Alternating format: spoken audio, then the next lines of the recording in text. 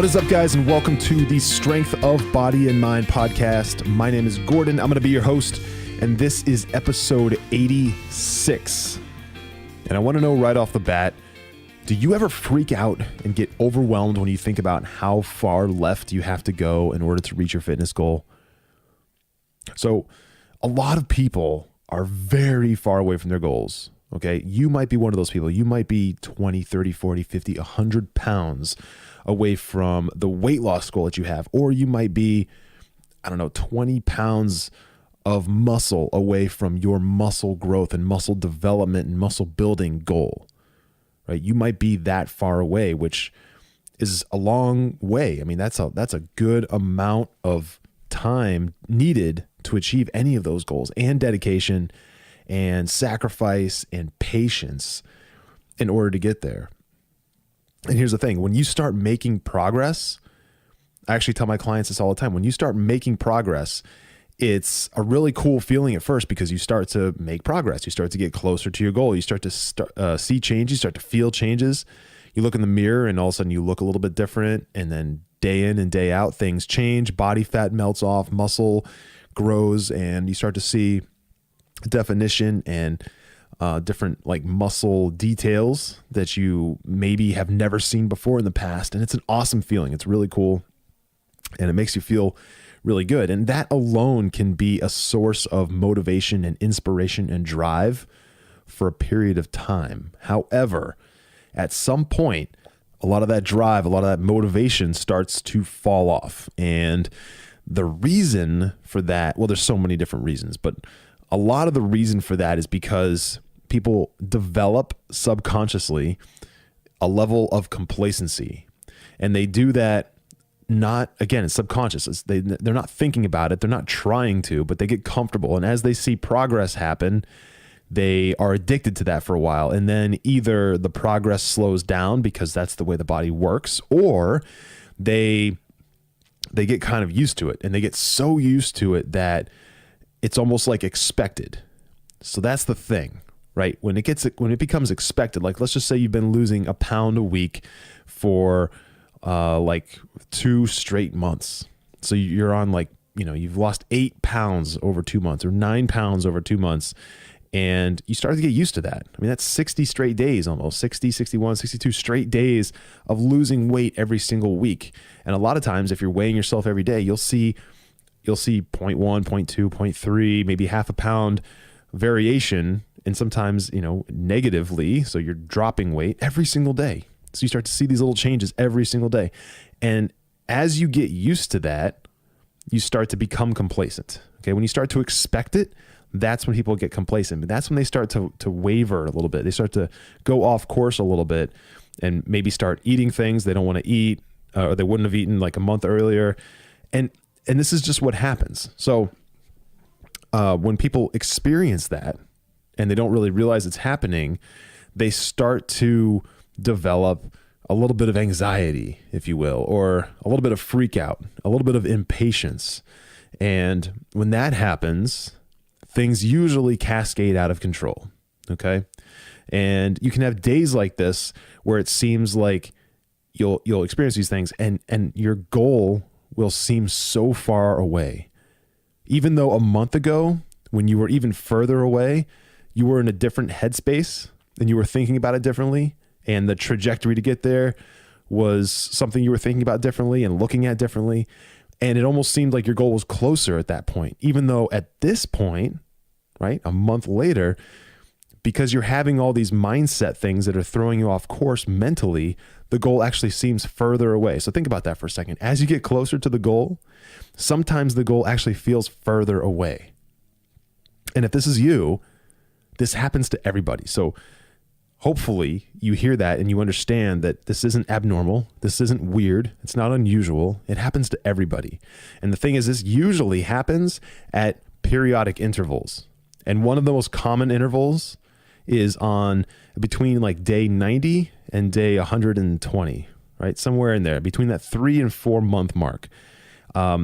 There is definitely some psychology behind that. Something about the 60 to 90 day window for really instilling habits and building habits. And if you've got a huge goal that you need to meet, that's going to take you 6, 8, 12, maybe even longer months, like over a year or close to a year, right? Obviously you're not going to get there in 90 days, right? No matter how hard you hustle, how much you work out, and how clean and strict your diet is. So when you get to that 90-day mark, that 3-month mark, or that 4-month mark, you start to become complacent, no matter what you do, even if it's just a little bit. And the reason for that, again, is because you start to get used to things, and you start to expect weight to drop, or to muscle to build, or for whatever changes you want to see, you start to expect them. And that's when things start to go awry. And that's when you lose your patience. And that's when those freakouts start to happen. So I just want to remind everybody, because I've talked about this before, that overwhelm is a security blanket.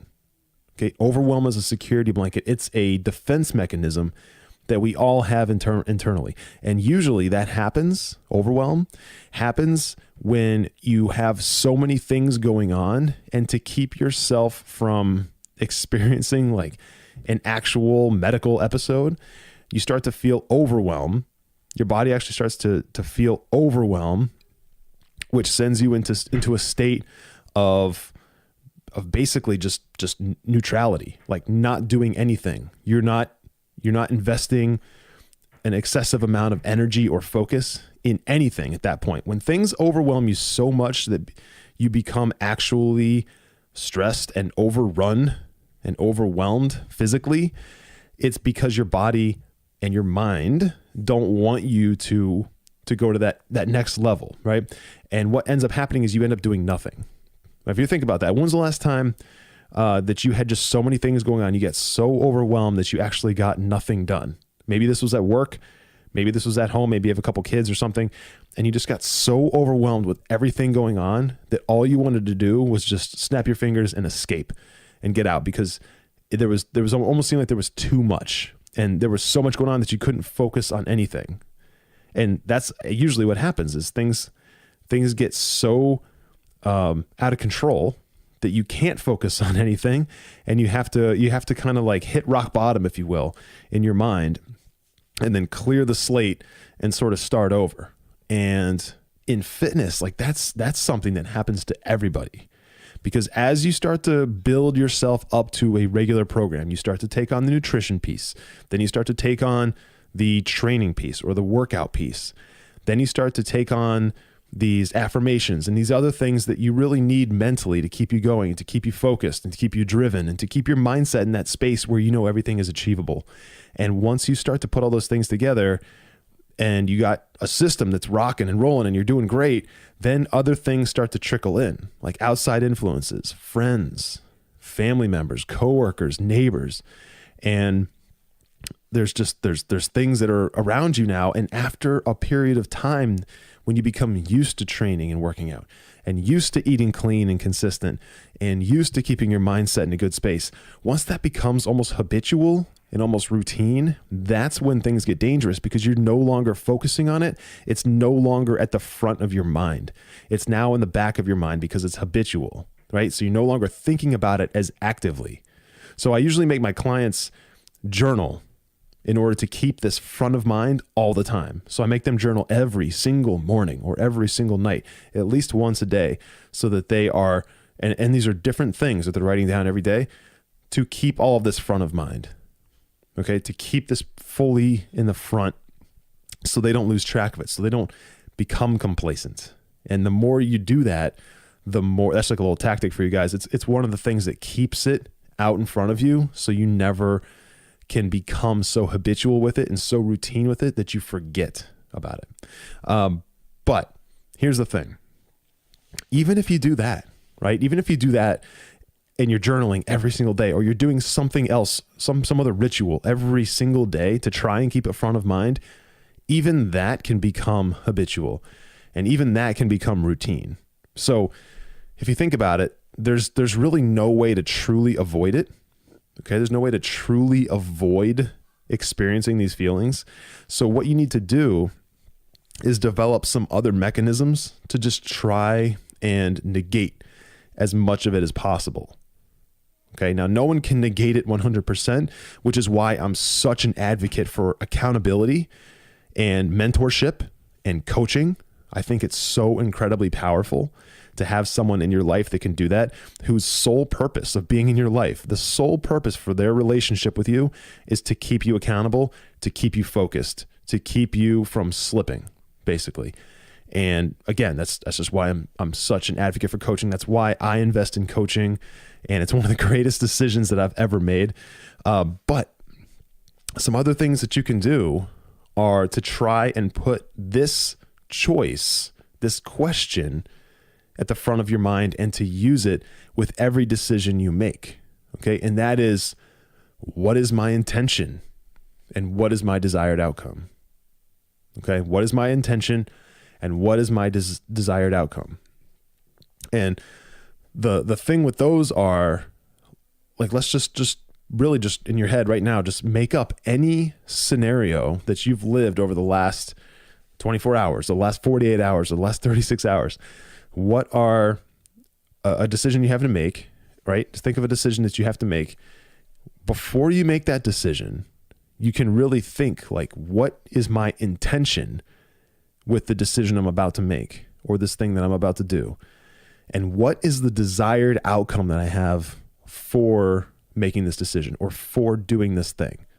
So what is my intention and what is the desired outcome? Okay. So some examples of when this really plays a major factor is when you have to make a decision about food, or you have to make a decision about drinks, or when you have to make a decision about working out or going to the gym or working out at home or whatever it is, or making a decision about going out and partying and drinking with friends or coworkers, or choosing not to, or a decision about being overwhelmed. Because as I was mentioning earlier, overwhelm is a decision. Overwhelm is a choice. It's not something that we have to do. There's also decisions about staying patient, right? Staying committed to the process or trusting the process. Decisions to stick to your program instead of venturing off course, right? Decisions to continue feeding your ego, right? And thinking you know everything, or the alternative to that, which is seeking mentorship or continuing to be a student of the game in some capacity instead of thinking that you know everything and believing that you know every single thing there is to know about fitness and nutrition and training and all that. So before you make a decision about whether, like, let's just say you had 6 straight weeks of consistent clean eating and 6 straight weeks of just dedicated balls to the wall, every rep, every set of working out, right? You hit everything. Everything was going great. You're making great progress. 6 straight weeks. You've lost like 8-9 pounds. You're just killing it. You're doing amazing, right? You have a decision to make. Let's just say one day randomly something pops up and all of a sudden you've got friends in town. They want to go out. They want to get pizzas. They want to get beer. They want to have appetizers, like all this stuff, right? But you're doing so well on your program and you're like vehemently dedicated to it. You have a decision to make. The decision is go out and completely blow up my diet, completely blow up all the progress that I've made. Whether or not that completely derails your progress or not is another conversation. But you have a decision to make whether or not you're going to go do all that or you're not, and you're going to go and continue to stay in the path that you're on and the program that you're on, right? Or I guess a third option would be go out with your friends or go out with whoever that is and just drink water and get a salad or whatever, like whatever fits into your program that you're already kind of committed to, right? So you got decisions. Now, before you make that decision, if you ask yourself, what is my intention with this decision? And you just ask yourself that for a second, you could really go somewhere with that, because you can really think and come up with a few answers. And one of them would be, well, my intention is to go have a good time with my friends. Or my intention is to spend time with this specific person who I haven't seen in a few months. Or my intention is to go get food for myself, for my body, and at the same time have camaraderie and have friendship experiences with these people, right? Those can be intentions. And outcomes, desired outcomes, and I say desired outcomes specifically because we don't want to just identify outcomes that could happen. We want to identify specific desired outcomes. So a desired outcome in this case would be, I don't derail myself from my diet. I don't derail myself from my progress at all. I don't derail myself mentally from making a decision that I'll regret later. My desired outcome is to create more memories with these people I'm out, or create an experience that is now locked in my head as a good time, as something that I remember being a positive thing. Like, that's a desired outcome. I don't think your desired outcome would be, I desire to completely derail my nutritional progress by eating 4x what I'm supposed to today, and then setting myself up for a carb coma later, which is going to throw me off tomorrow, and spiking my insulin and making me feel like shit later, and all these other things. That's probably not what your desired outcome is. But see, here's the thing. Too many people think with their emotions. They make decisions with their emotions on the front end of something, instead of thinking about what their outcome is going to be from that decision, right? They just think about what's going to happen on the front end. So on the front end, you would look at something like that and say, yes, I want to go spend time with people I like. I want to eat food that tastes good. I want to eat food that makes me feel good at the moment, temporarily, right? Parentheses. I want to go do things that I have done before that I know make me smile and make me happy and make me feel good and make me feel positive, right? But that's all on the front end. So I'm trying to convey to you that if you are able to look at every decision you make, especially when it comes to nutrition and training and all the things that we're talking about here, if you're able to look at those decisions with both an intention of making that decision and an intention of going and doing that thing, as well as the desired outcome. The desired outcome, because if you look at the desired outcome, which is I want to create memories with these people, going back to my example, and I want to nurture my body with food at the same time. If that's your desired outcome, then and you kind of focus on that and you lock on that for a second, you won't make any decisions that don't map to that. It'll be very difficult for you to do that, because when you go in to make that decision for real, like later on, like an hour later or 5 minutes later or whatever, you won't be able to make that decision poorly or negatively the same way you would as if you didn't think about those things. It's going to be very difficult for you to make, I'll say, quote unquote, the wrong decision that will lead you down a path of regret later if you think about the desired outcome. So again, if you think about the intention and you think about the desired outcome, it will be very difficult for you to make a decision that will lead you down that path of a non-desired outcome and put you in a state of regret or a state of wishing you hadn't done that. So I really just want to reiterate, guys, that this is an incredibly powerful tool. And if you're not doing this already, if you haven't already implemented something like this, then I encourage you to at least try it for a couple of weeks. Utilizing the intention and utilizing the desired outcome will change the way you operate on a daily basis. And this can become habitual. However, this is such an active thing. It's not really a passive. It's not really a passive tool. It's an active tool. And because of that, you won't really become so habitual with it and so routine with it that you ignore it. And then it's just white noise in the background. This will become something that's so active that you will make intelligent decisions that kind of feed both the emotional need of things that you need in your life, like camaraderie and food and whatnot, and also the non-emotional, the logical things that you want in your life, like staying on track in order to meet your fitness goals, or staying on track in order to continue losing weight or to building muscle, or whatever your fitness goal is. Does that make sense? Because if you're not making decisions with intention and you're not making decisions with desired outcome, then you're kind of making them blind. And it's really important that you understand that. So, another example of this is you can go to the gym, right? Let's just, we can go to the gym, we can work out, and your intention could be to work out, and your outcome could be having used your muscles and used your body to get a good workout, right? That is one example. That's one way of looking at it. Or You can look at it this way.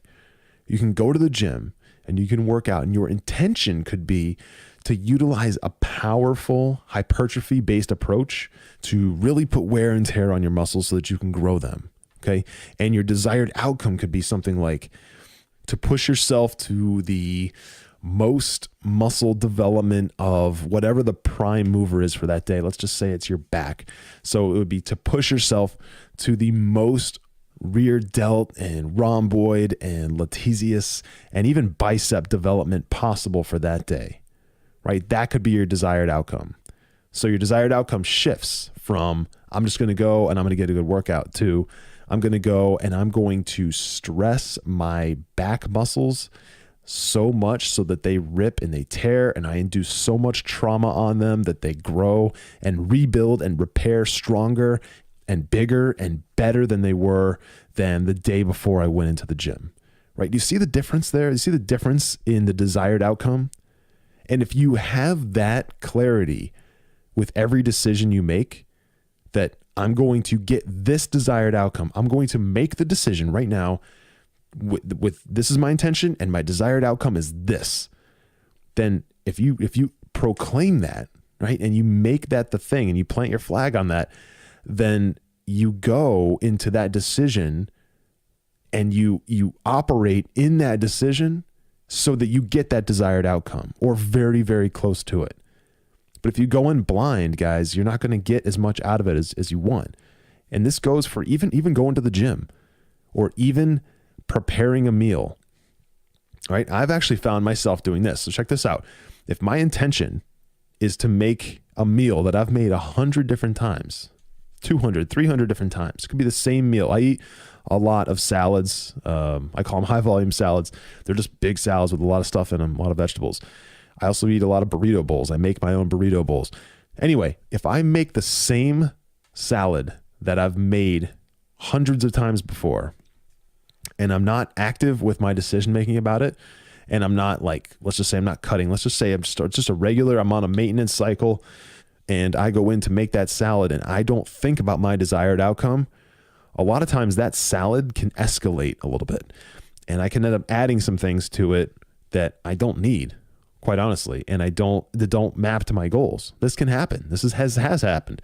A lot of times I'll add some things to it. I'll add some extra meat that I don't need. Or I'll have if I'm making up rice to go with it, a lot of times I'll throw rice in and make like a giant burrito bowl kind of thing with a salad. And maybe I'll use 200 grams of rice, even though I don't need it. I'm a little extra hungry and I'll just throw it in, but it's not my desired outcome there is not to eat more rice and to get more carbs into my diet and throw off my caloric balance. And that's just the type of thing that can happen, right? It's like losing focus and not paying attention to the details. It's kind of the same thing, but it all comes down to the decision that I made. I made the decision to do that. Why did I do that? I don't know, because I wasn't thinking about the desired outcome. That's why. I was not thinking about what the outcome is going to be. I just felt hungry, so my emotional decision was to throw in extra rice.